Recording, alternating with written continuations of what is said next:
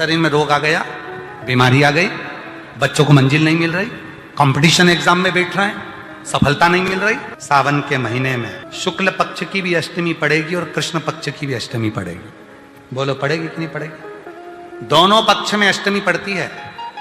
सावन के महीने की जो अष्टमी होती है, शिव महापुराण की कथा में और देवी भागवत में वर्णन मिलता है। अष्ट सिद्धि, नवनिधि, 64 योगिनी, सारी विद्या, नव देवी सब सावन के महीने की अष्टमी तिथि के दिन महादेव से मिलन करने आती हैं। भगवान देवाधिदेव महादेव 11 रुद्र के रूप में, 12 ज्योतिर्लिंग के रूप में, सहस्त्र नामावली के रूप में शिव उनसे मिलते हैं। अष्टमी तिथि पड़े, चाहे वो उजाले की पड़े चाहे अंधेरे की पड़े, अष्टमी तिथि पड़े, शाम के समय 2 दीपक, एक लंबी बत्ती का एक गोल बत्ती का, शिव के मंदिर में अपनी कामना कर कर, जो बच्चों को अच्छी नौकरी चाहिए या कोई बीमारी का हल चाहिए या धन की कमी है या कोई समस्या है, एक लंबी बत्ती। लंबी बत्ती किसके लिए है? जम के बोलो, देवी के लिए। गोल बत्ती किसके लिए है? देव के। 2 बत्ती घी की, गोल बत्ती को जलाओ पहले, फिर लंबी बत्ती का जो दिया हो उसकी बत्ती का मुख गोल बत्ती की ओर हो, वो बत्ती अपनी ओर नहीं हो। समझ में आ रहा है ना सबको? जो बत्ती होती है, बताओ, दीपक की कथा है और इतना बड़ा दीपक यहीं रखा है। अच्छा, भोलेनाथ जी को भी मालूम है आज ये वाली कथा बाचेगा जब ये दिया आ गया हो। ये जो बत्ती का मुख है, देखो ये दिया, ये लंबी बत्ती, ये गोल बत्ती, तो ये जो गोल बत्ती है आपने यहां जलाई और ये लंबी बत्ती जो है ना, इसका मुख गोल बत्ती की ओर हो।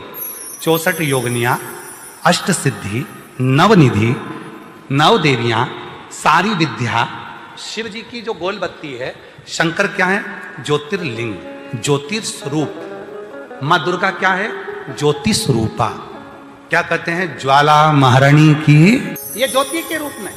जब हम गोल बत्ती के सामने अष्टमी के दिन प्रदोष के समय पर लंबी बत्ती का दीपक, पहले गोल बत्ती का दिया जलाया, फिर ये लंबी बत्ती का मुख उधर की ओर कर कर दीपक को जब हम प्रज्वलित करते हैं और अपनी जो कामना दोनों दीपक के सम्मुख में करते हैं, वो कामना पूर्ण होकर ही रहती है। पर करना क्या है? दोनों अष्टमी हो। सावन के महीने में जो उजाले पक्ष की अष्टमी आएगी उस पर भी करना है, और जो अंधेरे पक्ष की आएगी उस पर भी करना। उजाले पक्ष की भी अष्टमी लीजिए और अंधेरे पक्ष की भी अष्टमी लीजिए। कुछ नहीं करना, केवल प्रदोष काल में पहुंच जाओ बाबा देवाधिदेव महादेव के मंदिर में। एक दीपक, दोनों दीपक साथ में रखो। एक दीपक गोल बत्ती का पहले जलाओ, लंबी बत्ती का दीपक का मुख गोल बत्ती की ओर करो, प्रज्वलित करो और बाबा को अपने मन का भाव करो। मेरी जितनी जीजियां बैठी हैं, जितने मेरे जीजा बैठे हैं, जितनी मेरी बेटियां बैठी हैं, जितने मेरे बेटा बैठे हैं, जितने मेरे बुजुर्ग माँ बाप बैठे हैं, सावधानी से सुनिएगा। और जो आस्था चैनल पर, फेसबुक, यूट्यूब पर, सोशल मीडिया पर इस पवित्र कथा को सुन रहे हैं, वो भी सावधानी से सुन। 2 समय का किया गया भजन हमें नरक में नहीं पड़ने देता। एक, जिस समय पर अपने कुल में किसी को बच्चा हो रहा हो, बच्चा जन्म ले ले और उसकी नाल कटे, उस नाल कटने के समय पर जो भजन किया जाता है, नाल कटने के पहले, बच्चा जन्म लिया, नाल कटने के पहले जो भगवान का एक बार भी अगर नाम ले लिया तो समझ लेना कि जिंदगी में दूसरा जन्म नहीं हो सकता। भगवान का भजन। दूसरा, शिव महापुराण की कथा दूसरा समय देती है जो माँ जगत जननी जगदम्बा पार्वती जी ने बताया। जिस समय पर संसार का मनुष्य अपने घर से जल लेकर, जैसे माँ पार्वती जी नदी से जल भरकर, सरोवर से जल भरकर, बावड़ी से जल भरकर पार्थिव शिवलिंग का पूजन करने के लिए जाती थीं, जिस समय पर संसार का मनुष्य अपने घर से जल भरकर शंकर के मंदिर तक जाता है, जितनी देर उसके हाथ में कलश रखा रहता है पानी का, उतनी देर अगर उसके मुख से 2 बार भी शिव का नाम निकल जाता है तो फिर संसार में उसका जन्म नहीं होता, वो शिव का।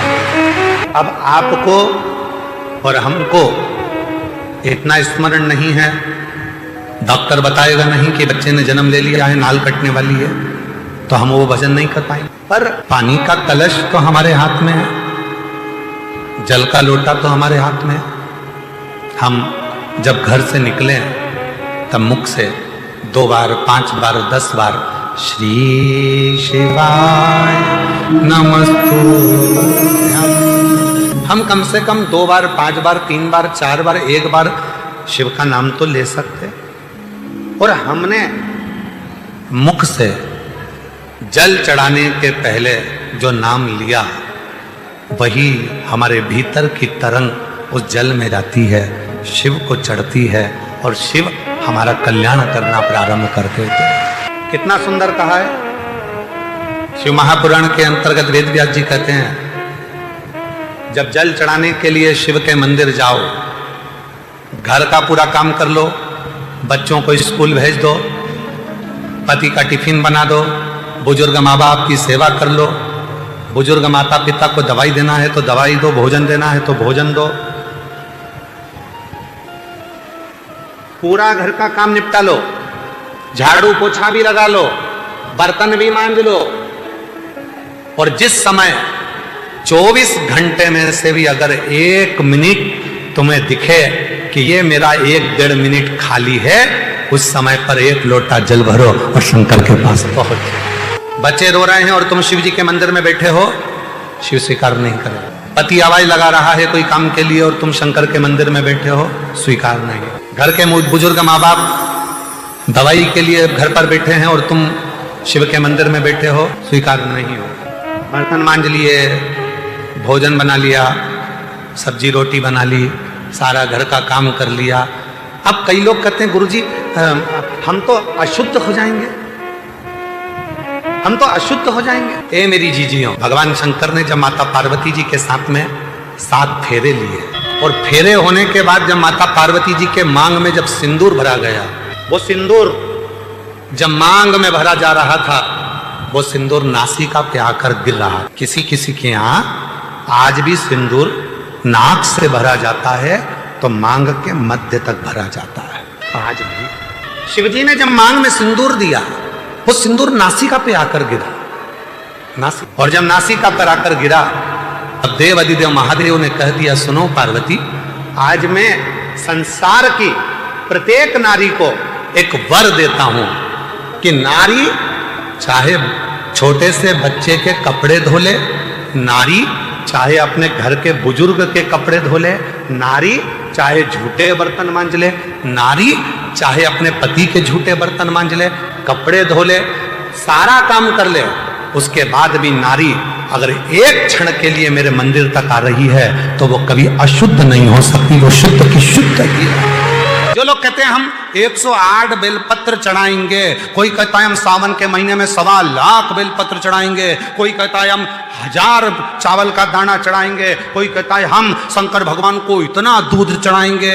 शिव पुराण की कथा कहती है एक चावल का दाना भी अगर दिल से चढ़ाया गया है तो वो 1000 के बराबर है, एक बेलपत्र भी दिल से चढ़ाया गया है वो 1000 के बराबर है, एक फूल की पंखड़ी भी चढ़ाई गई है वो 1000 के बराबर है। और जितनी संसार की मेरी बेटियां हैं, जितने मेरे बेटा हैं, जितनी मेरी माता हैं, जितने मेरी जीजियां, मेरे जीजा जितने बैठे हैं, जितने बुजुर्ग माँ बाप बैठे हैं, घर में झाड़ू बर्तन सब करते हो, एक बार नियम बनाओ, शंकर के मंदिर में जाऊंगी, कुछ नहीं तो वहां के दीपक ही उठा के एक ओर रखी आऊंगी, थोड़ी सी झाड़ू लगा दूंगी, एक बार कर कर देखना, कर कर देखना।